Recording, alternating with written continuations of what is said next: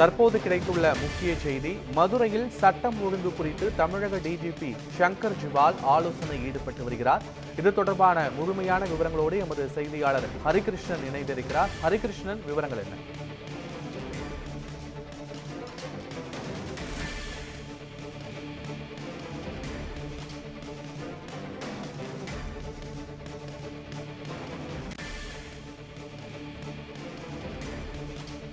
தற்போது காவல்துறை தலைவர் சங்கர் ஜிவால் ஆலோசனை செய்து கொண்டிருக்கிறார். அதனைத் தொடர்ந்து ஒவ்வொரு மாவட்டங்களாக மூன்று மாவட்டங்களாக ஆலோசனைகளில் ஈடுபட உள்ளார். குறிப்பாக தமிழகத்தில் நிலவக்கூடிய சட்டம் ஒழுங்கு பிரச்சனையில் எடுக்க வேண்டிய நடவடிக்கைகள், எடுக்கப்பட்ட நடவடிக்கைகள் குறித்து இந்த ஆய்வு நடத்தப்பட்டு வருகிறது. தமிழ்நாடு காவல்துறை இயக்குனர் சங்கர் ஜிவால் தலைமையில மதுரை காவல் ஆணையாளர் அலுவலகத்துல மதுரை, தேனி, திண்டுக்கல், விருதுநகர், ராமநாதபுரம், சிவகங்கை ஆகிய 6 மாவட்ட காவல்துறை அதிகாரிகளுடன் ஆலோசனையானது நடத்த திட்டமிடப்பட்டு முதல் கட்டமாக 3 மாவட்ட காவல்துறை அதிகாரிகளுடன் தற்போது ஆலோசனை நடைபெற்று வருகிறது. போக்சோ, பெண்கள் மீதான வன்கொடுமை போன்றவற்றை தடுக்க தீவிரமாக தடுப்பு நடவடிக்கைகளை மேற்கொள்ள வேண்டும்.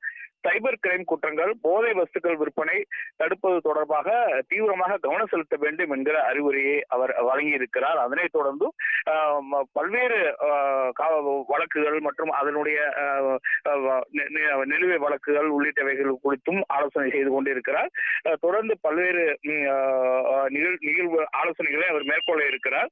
இந்த கூட்டத்தின் போது காவல்துறையினர் பணியின் போது மன அழுத்தமின்றி பணியாற்றுவதை உறுதி செய்ய வேண்டும் என்பது குறித்தும், போக்சோ பெண்களுக்கான பல்வேறு எடுக்கப்பட்டிருக்கிற நடவடிக்கைகள் குறித்தும் அவர் குழந்தைகள் பாதுகாப்பை உறுதி செய்வது குறித்தும் கேட்டறிந்தார். அதனைத் தொடர்ந்துதான் பல்வேறு நடவடிக்கைகள், காவல்துறை அலுவலர்களுக்கான நடவடிக்கைகள் குறித்தும் ஆய்வு மேற்கொண்டு வருகிறார். இதனைத் தொடர்ந்து நாளை மதுரை ஆயுதப்படை மைதானத்தில் காவலர்களுக்கான அந்த கோரிக்கை மனுக்களை பெறுவதற்கு திட்டமிட்டிருக்கிறார்.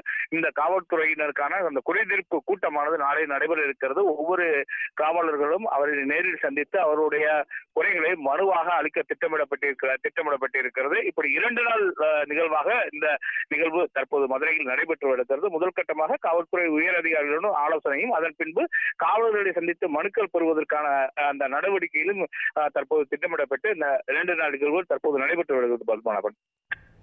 விவரங்களை பதிவு செய்தமைக்கு நன்றி ஹரிகிருஷ்ணன்.